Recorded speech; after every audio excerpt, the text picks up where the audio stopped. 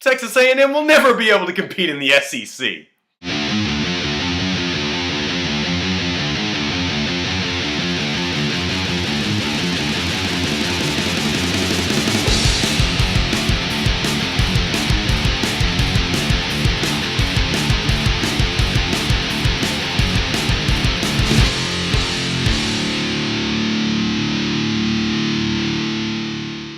Hey everybody, welcome to the Randall Sports Wrap-Up. I'm your host, Seth Hagan. It's week 11 and I'm back at you faster than Mike Brown's second chance. Best 5 games of his life. You see, when a franchise pieces together 4 routinely injured Hall of Famers on one team, they expect results, dang it! Phil Jackson is laughing soundlessly to himself somewhere. And speaking of incompetence at the helm, another week in the SEC will see another coach vaulted from the ranks, as it was reported Sunday Derek Dooley will be fired after this season at Tennessee. While I know you're all absolutely shocked at this news, please allow this information to sink in. Don't worry, I'll wait. Alas, the time has come for young Derek, who has never been able to field a truly competitive team in Knoxville. In 3 seasons, his team has only come away with 4 SEC wins against Kentucky, Vanderbilt, and Ole Miss, and that includes a 1-13 conference mark in the last 2 years. That's not gonna cut it. That, and the fact that the Vols are giving up an average of 45 points in their last 6 games. Ugh. Tennessee boasts a top 20 offense and a top 10 passing attack, but the defense's wet paper bag impression spelled doom for the Nick Saban protege. But don't worry, John Gruden's on his way. Ha! Don't count on it. With half of UT's offense slated to go in April's draft,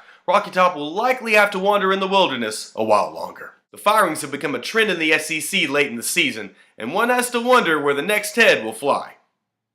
The SEC coaching carousel also doubles as a revolving door, and that's something that fans have gotten used to. What they haven't is not seeing an SEC school in the BCS National Championship at the end of the year. After 6 straight titles, the conference's hopes rested on Alabama to run the table and represent the SEC. Then along came a monkey wrench. After wins at Auburn and Mississippi State, the SEC West's newest member, Texas A&M, continued to be a very rude house guest and punched Alabama squarely in the mouth. Unlike the last 2, the Tide recovered and had a chance to take a lead late in the game, but the 20-0 lead proved too big to overcome. So, in the end, the newest team for the Big 12 may be remembered as the school who ended the SEC's streak of national titles. It was an inside job! Missouri was nothing but a decoy! Oh, did I mention the Falcons lost this weekend?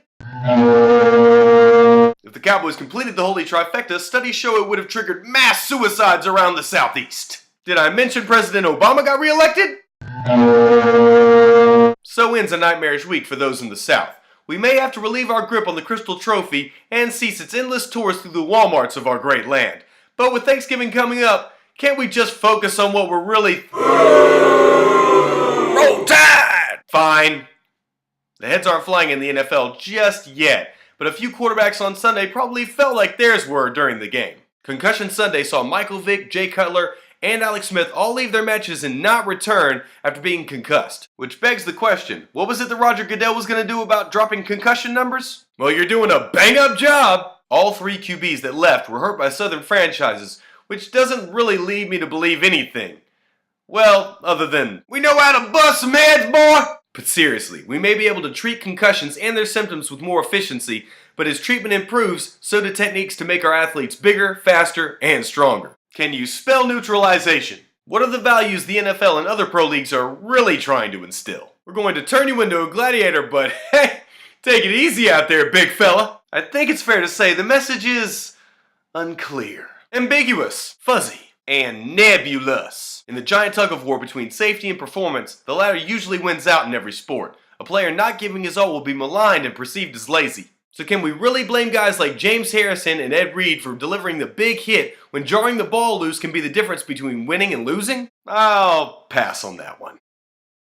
That's the show for this week, but I'll be back next Monday with my Week 12 wrap-up, and until then, for all your Southern sports, keep it locked on RandallSportsReport.com. So until next time, I'm Seth Hagan, and that's your wrap-up for Week 11. We'll see you later.